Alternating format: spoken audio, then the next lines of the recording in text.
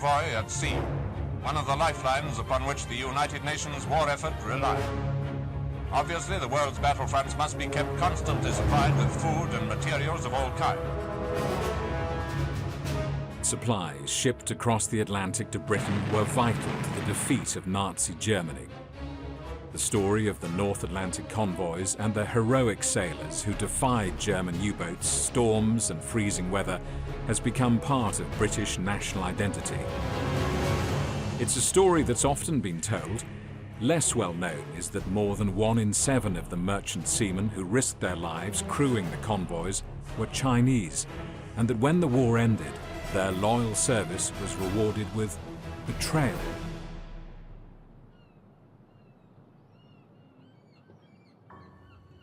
When we got to the end of the war and the Englishmen were coming back and wanted the jobs back, they had a secret Home Office meeting where it was discussed in Whitehall what to do about the Chinese merchant seamen, and they decided they would round them up and forcibly repatriate them. That particular night, they went round all the sort of chip shops, the dry cleaners, and the mahjong place where they used to play mahjong, the games places, picked them all up, put them into vans, drove them down to the docks, took them out into the Mersey, put them into boats. This is the story of a 70-year shame which the British government has only now acknowledged but still not apologised for, a story of lives blighted by lies and loss. I think it's what happened to our parents, the children that were left behind, that is the biggest travesty. You know, they are British children that the British government knew full well existed. They knew they'd deported the dads and left the mums without means to pay the bills, and yet that didn't bother them any more than it did to deport the men. There's a good chance you have close family in Singapore, isn't there? Your dad probably, maybe, hopefully, had a new life and a new start in another country. Well, yes. Yeah. I hope he did. So you may have half-sisters or half-brothers. Yes, I'd like to know. There's now an increasingly urgent search for answers by ageing sons and daughters. You spent 20 years of your life trying to get to the bottom of this story. What is it that drives you? What is it that motivates you? For the children who were left behind to know about their fathers who disappeared. If you could meet him now, what would you say to him? Well, I'd give him a big hug first and say, I'm sorry that this happened to you. We couldn't do anything about it, but we can now. We want the truth. Own up to what they did and let us then settle. We're not got that many years left in us, but we just want the truth.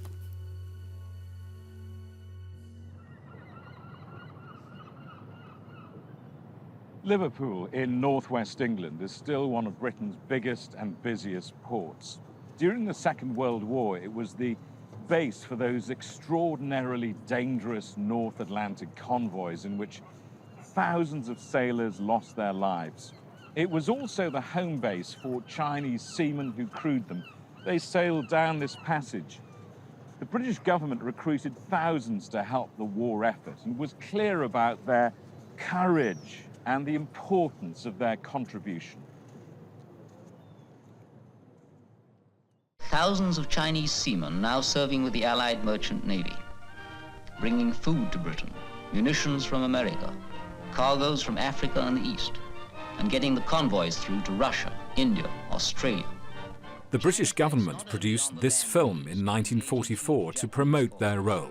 But in the West, her men fight on the merchant navy front, shoulder to shoulder in the greatest battle of naval history, alongside their British seamen comrades. They too brave the torpedoes and the bombs and the mines, making history under fire.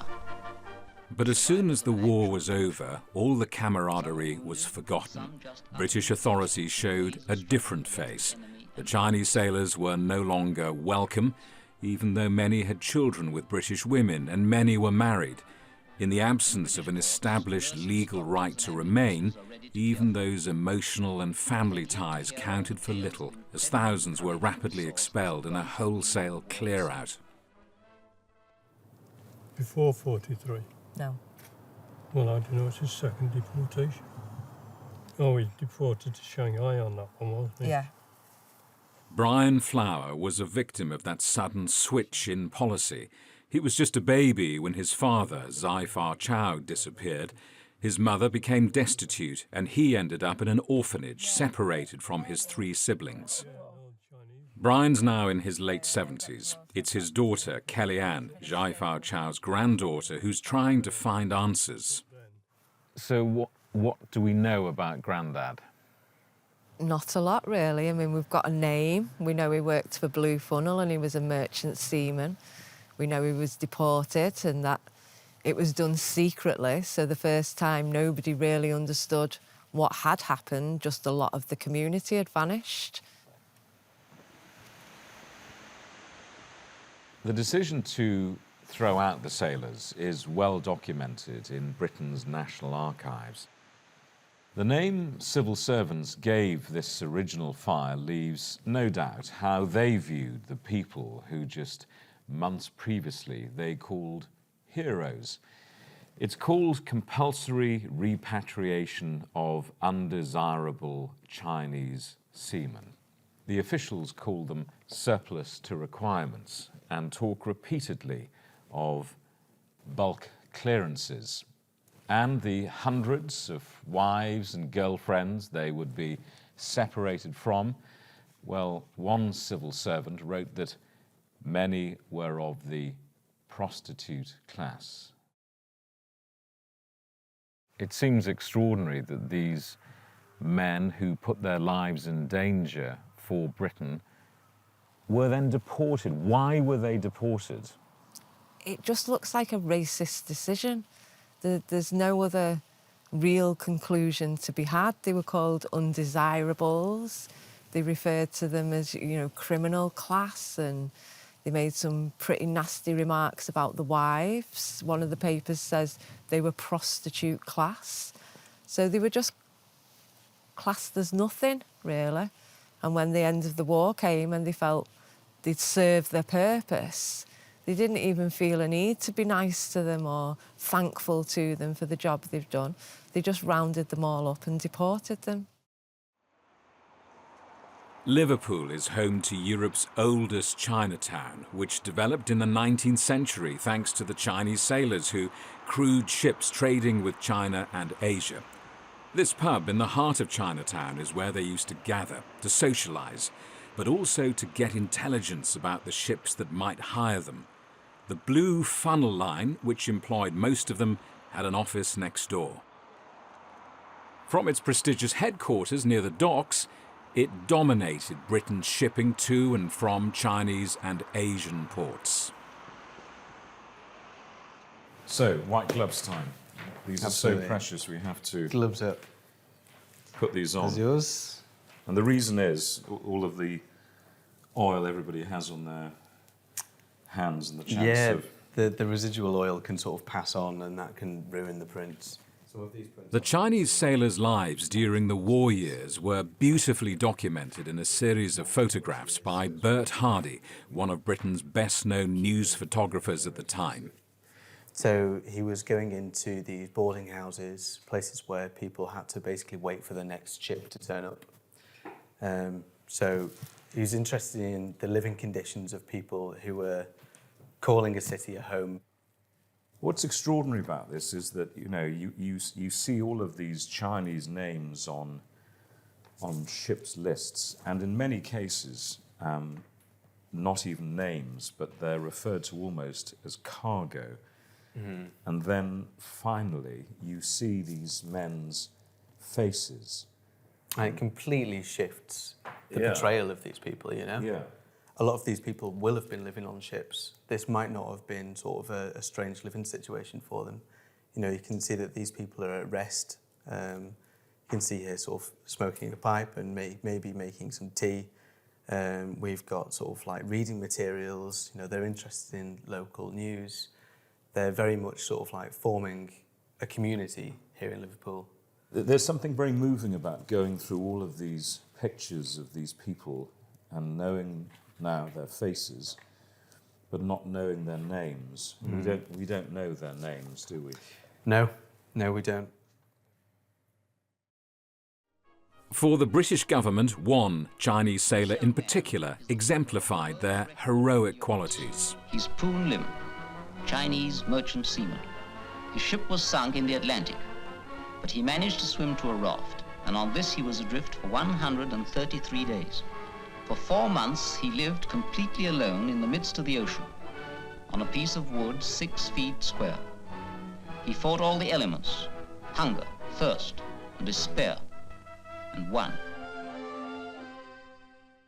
Just months later, British officials wanted to get rid of thousands of Poon Lim's fellow sailors.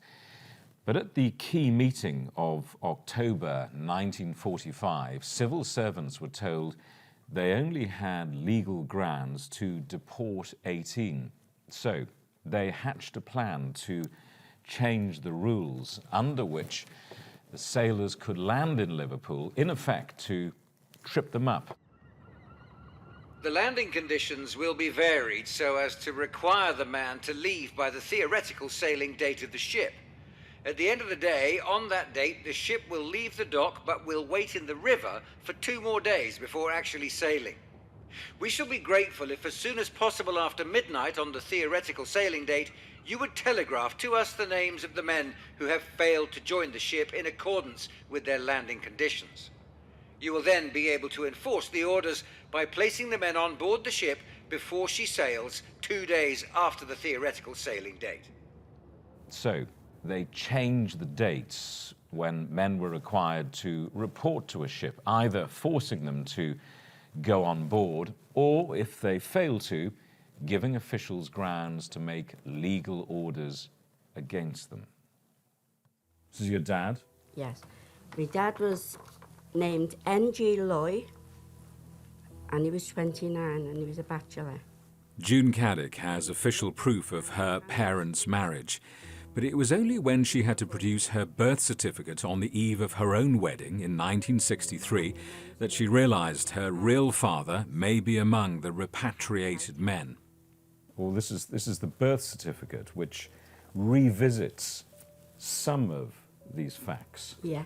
But not all of them, because here we have the story of your birth, your mum, but not your dad. But not my dad, no. Why? I don't know what happened to that. It's almost as if he's been Obliterated.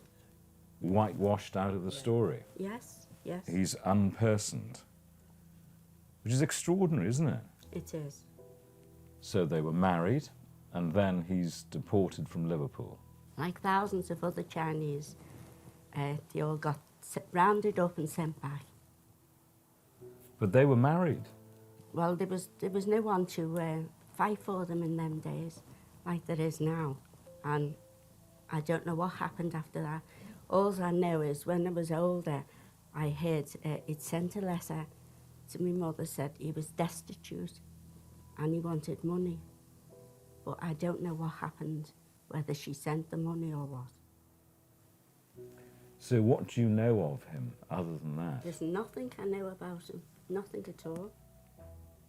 If you could meet your dad now, I wonder what you would say to him. It upset me.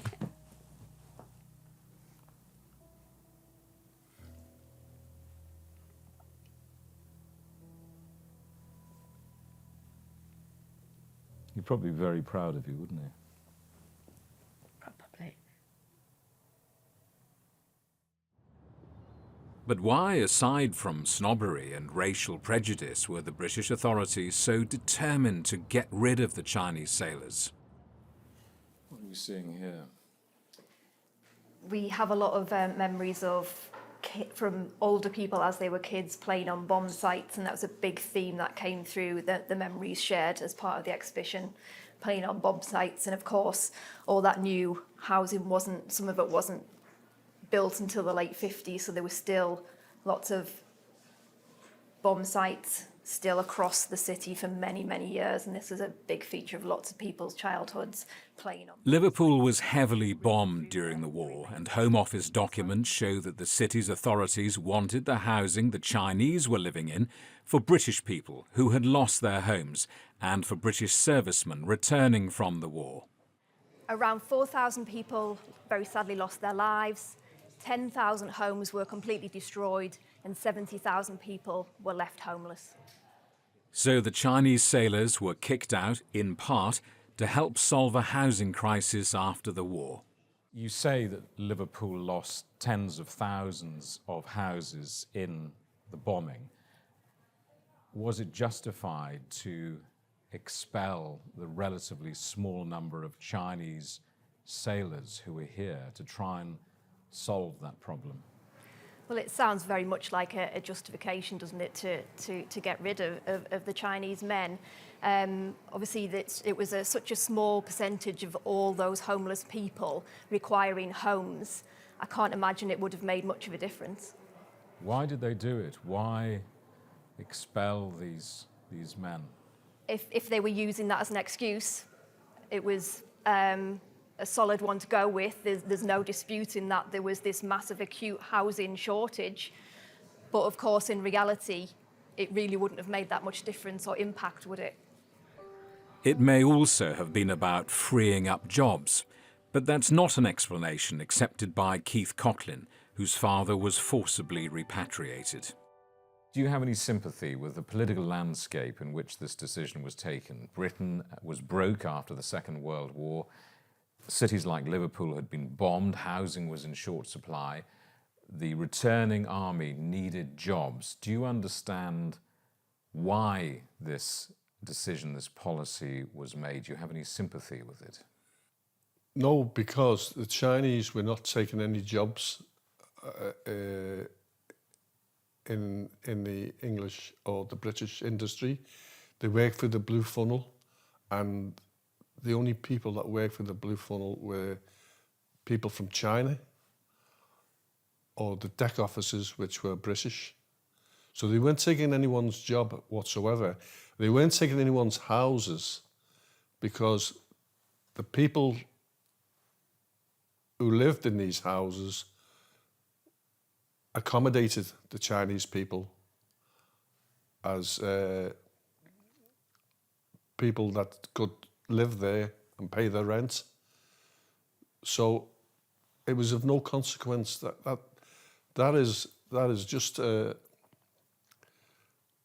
way of saying, let's get rid of them.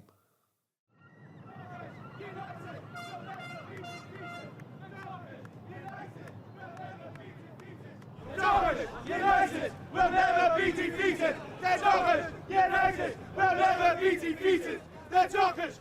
As this recent strike demonstrates, Liverpool dockers and sailors have a long history of industrial militancy. So no, we will not accept a pay cut. Shame on you! Shame on you! And that's a clue to what may have been another major motivation for the British authorities. Despite braving the same conditions, the Chinese sailors were paid far less than their British counterparts and denied a war bonus, until they went on strike in 1942. Shipping companies wanted them back on much lower Far Eastern rates of pay, which meant making sure they could only sign on to ships in China and Singapore. So company pressure and government policy had the effect of a pincer movement, forcing the men out, one way or another. When they couldn't coerce the men into going, these documents show they took direct and brutal action, sending in Britain's political police force to round them up. In the company of Sergeant Jones of the Liverpool Special Branch, 2 whole days were spent in intensive search of approximately 150 pool boarding houses, private boarding houses, and private houses. And this is what that meant for the sailors' families, as one of their wives described to an interviewer in 2010, on condition that she remained anonymous. One day, I remember he came in and he said he was going to sign on a ship. I think my son was about 8 months old, and he said sometimes they could sign on and go straight onto the ship. So he went. He never came back, so I thought, he's got the ship.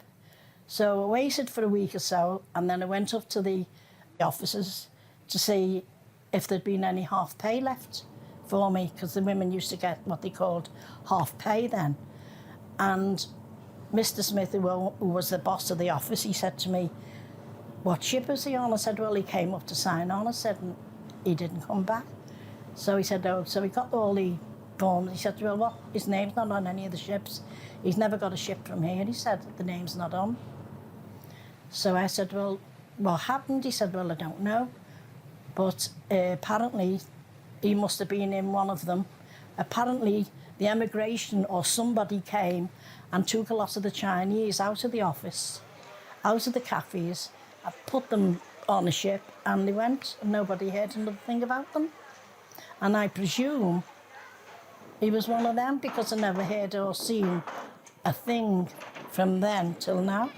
Nothing. Everybody was too busy getting sorted out after the war, and they were rebuilding, and everybody was trying to get their lives together. What did a few Chinese matter? It's awful to think that they could just do something like that and nobody cared. But they didn't care. Nobody cared. Nobody bothered. Nobody even looked into it. It wasn't even, you know, nothing was made public. It was just all hushed up. It was all hushed up. They couldn't do it now and get away with it. But they did it then and got away with it. It was from houses like these on the edge of Chinatown that men were taken, put into vans and driven to the docks. As the thumbprints on these crew lists show, many were unable to write in English, so prevented from leaving their ships, unable to let their families know where they were, they often simply disappeared. And in an age before computers and widespread use of telephones, these men simply disappeared and couldn't be found. They vanished. No, that was it. That was the end of contact. I mean, most of the Chinese seamen probably couldn't write English for a start, so the idea of them writing letters, the wives had lost the homes, so they're not even in the addresses that the seamen were present at. And for years, lots of these wives didn't even know that their husband had been deported. He just vanished. So there was quite a lot of bitterness with some of the wives. They felt they'd been abandoned at the worst period in history. As awareness of what happened to the sailors has grown, children and grandchildren have been organising to share stories and campaign for an apology. For brothers like Joe and John, it's not just the loss that feels so wrong to them, it's the realisation they and their mothers had been deceived into believing the men had just abandoned them. When you've been left, or you're always yearning for your father, and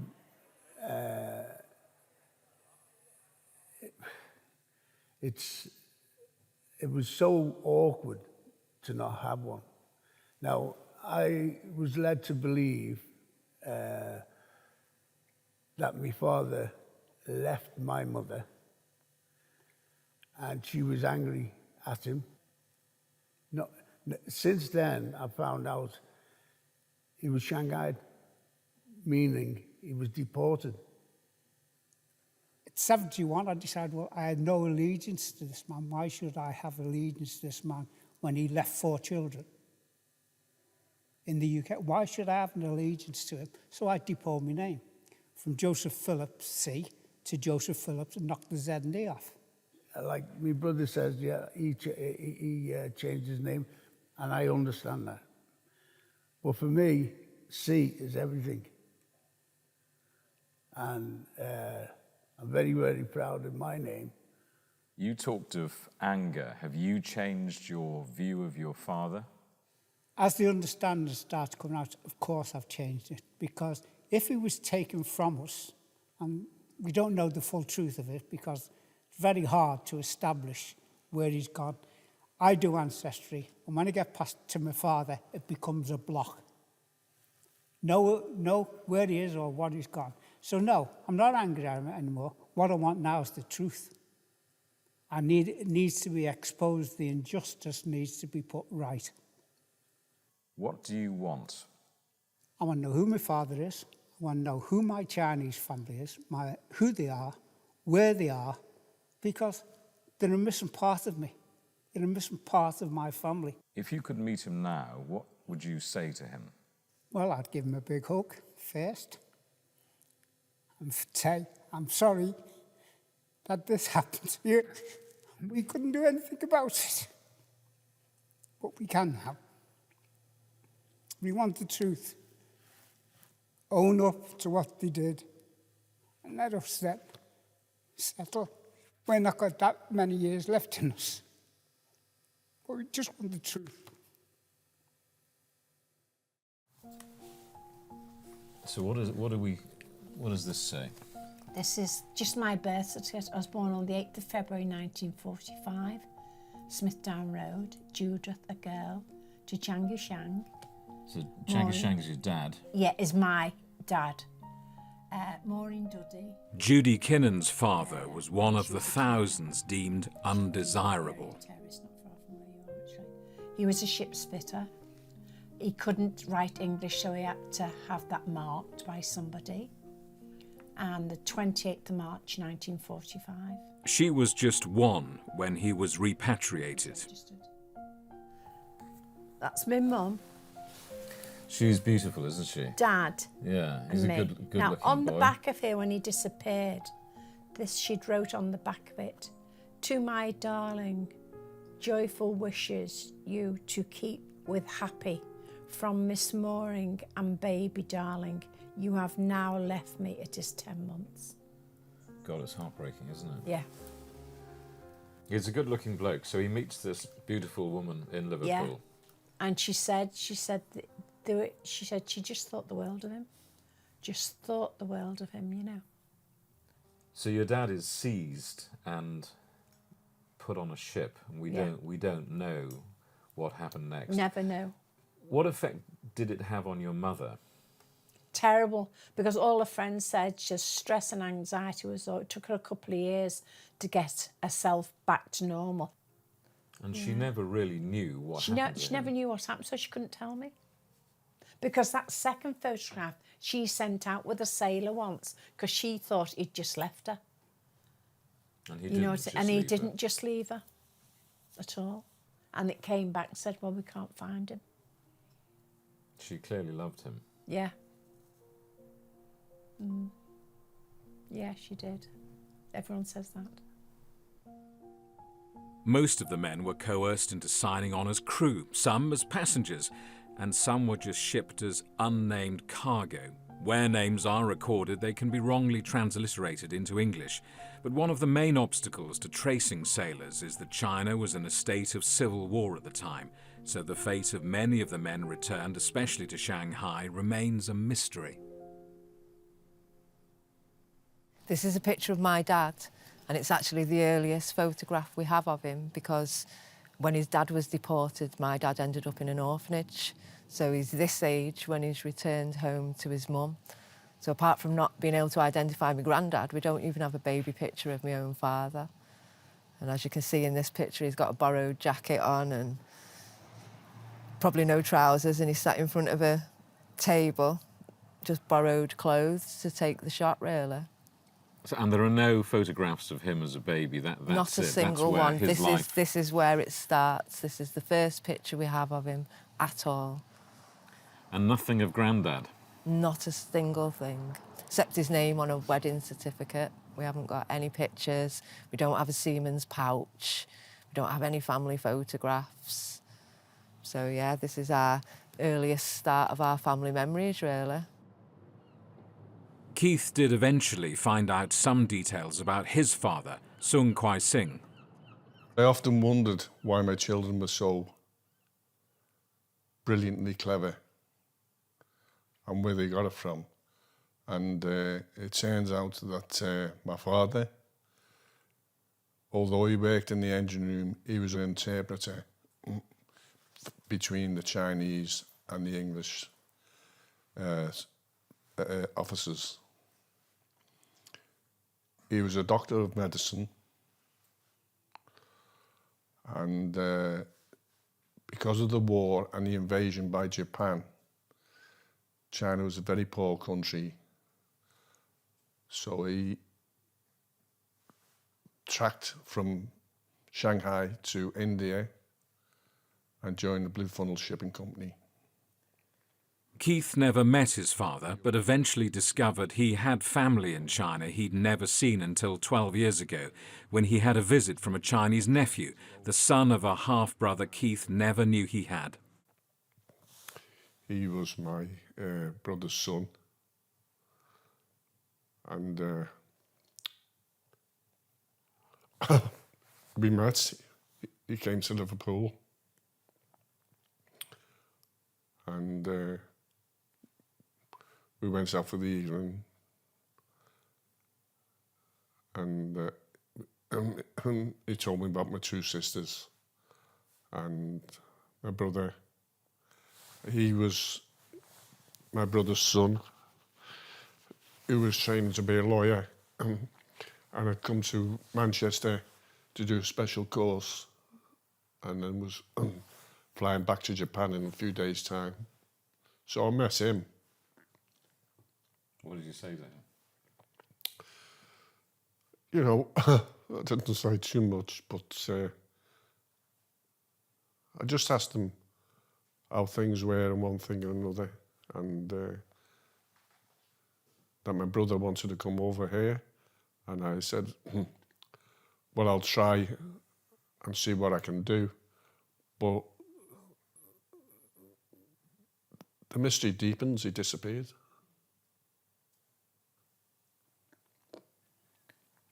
Your dad will be proud of all the work that you've done, surely. I would hope so.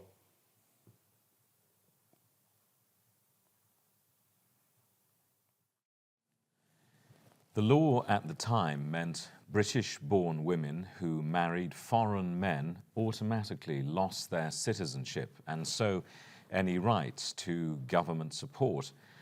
Although that was changed by the post-war Labour government, many women were left destitute when their husbands were repatriated, sometimes with awful consequences for families.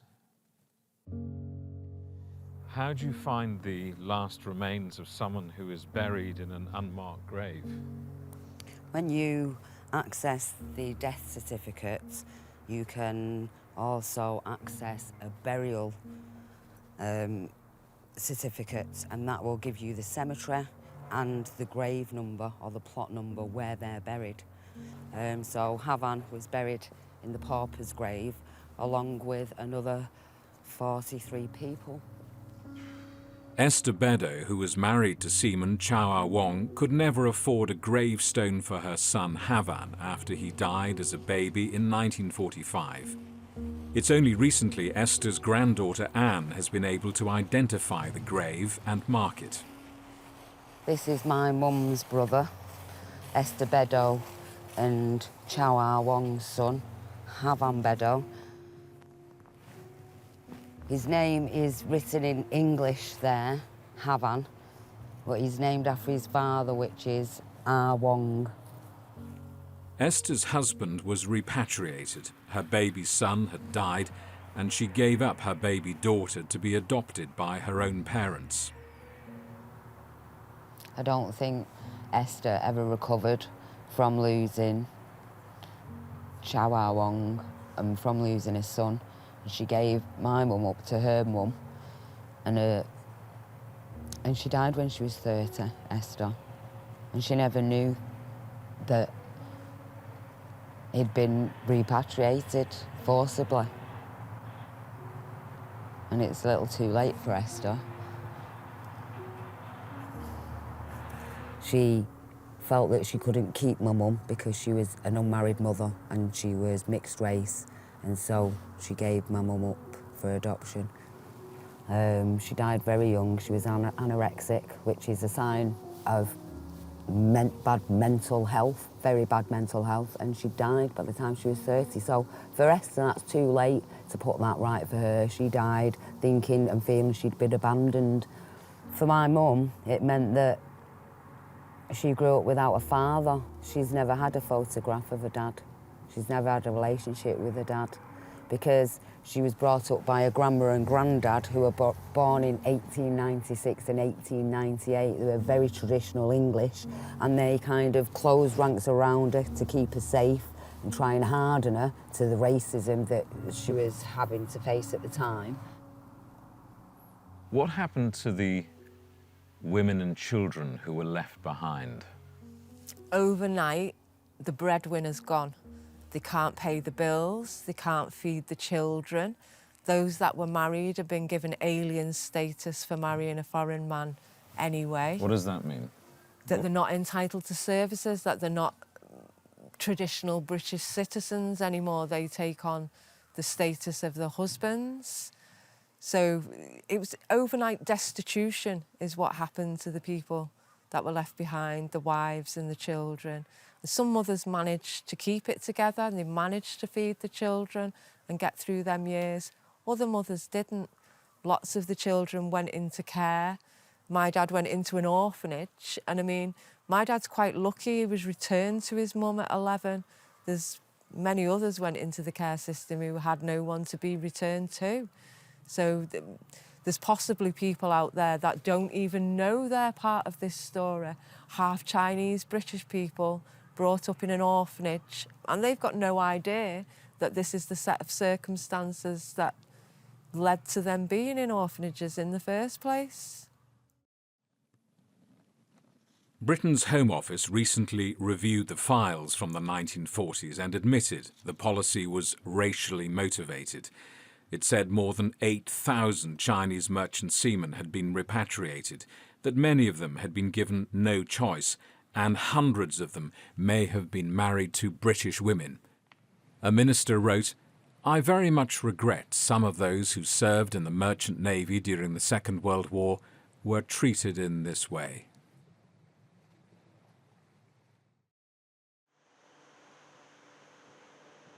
The deportations were carried out under a Labour government. Some of today's Labour lawmakers want both the current Conservative government and their own party leadership to make a formal apology. When you look around the table, a lot of these people are very emotional and they're getting old. Mm-hmm. You're their last hope, really, aren't you? Well, I think a number of people before me tried to get some justice for the families of the forcibly deported. And I'm going to make it my duty as the MP for this constituency to do everything I can while I'm still the Labour MP. And if I'm re-elected in the next election, I will continue. You know, we mentioned at the meeting today that this injustice took place under a Labour-run government, you know, so to have a level of acknowledgement from our current party, you know, would be a step in the right direction. Why do I think it happens? Ultimately through racism. And when it comes to East and Southeast Asian racism, the UK has been far behind acknowledging the level of racism that is levelled at Chinese people, East Asians and Southeast Asians. We saw the racism of old that saw these Chinese seamen deported rear its ugly head again over the last 2 years of the COVID pandemic. And what I want to ensure is that we learn from those past mistakes so that we do not continue to have resurgences of racism against our communities, because it hadn't gone away. It wasn't like COVID was something new. It was just like it was racism on steroids against us. Now, I have a little girl, and I don't want to see is that she is subjected to the same racism in this country that other generations have been as well.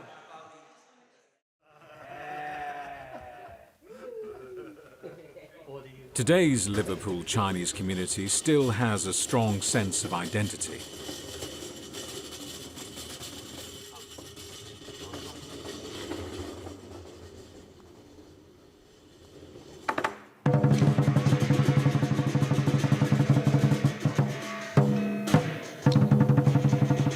But many of the descendants of deported sailors struggle to know where they fit because they've been denied that family link to their Chinese heritage.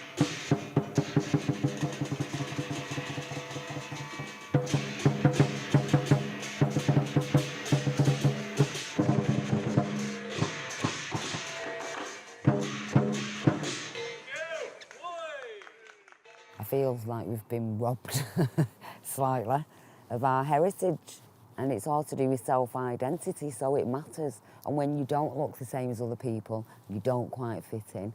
There's a negative element there with the racism, and we've never had anything positive to readdress it and rebalance it. And so that's what I want for my mum. She's 76 and she's not getting any younger, and I wanted to have that photograph of her dad. I wanted to know what happened to him. I wanted to know if he did get married and have a family, and we hope he did, and he had a happy life. It's my grandfather who was deported, but I've grown up in Britain in the 70s and 80s, and there's no getting away from the racism.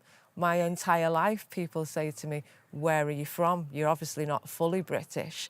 And then I'm left with that awkward position of, I actually don't know anything about my culture or my roots, or other than a sailor's name. 那些被要求離開的人們，他們不得不離去，在這個國家不再需要他們的時候。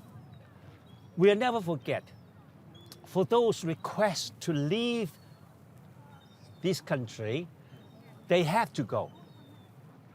Because we don't need them anymore. The country don't need them anymore.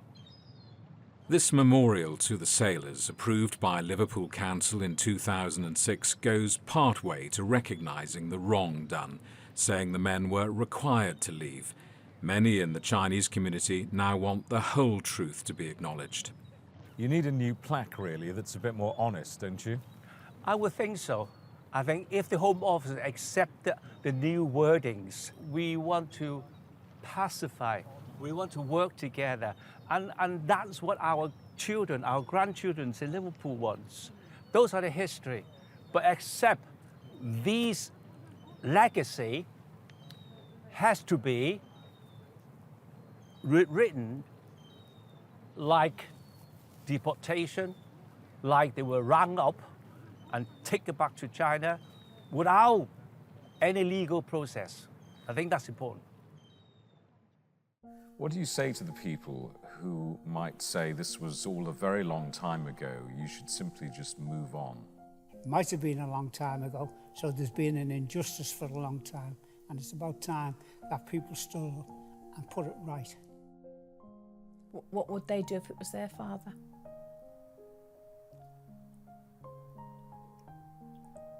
You'd want to know. I don't care who you are. I feel as if no matter what, you'd want to know, if you could. You know, and they've been hiding it all these years. You know what I mean? I mean, say, the way my husband passed away so quickly, that could happen to me and I'll never know. And I think that's what we're waiting for. Are they just waiting for you all to die off? I think so, yeah. Then they've got no one to commit to then, have they? It's hurtful, though. Hurts. A lot of people will say, look, the landscape in which these events unfolded was the chaos of a world war. They could just apologise, though, couldn't they? You know, to actually make people feel better. They could have just said, we're really sorry what happened. There's nobody alive who made those decisions.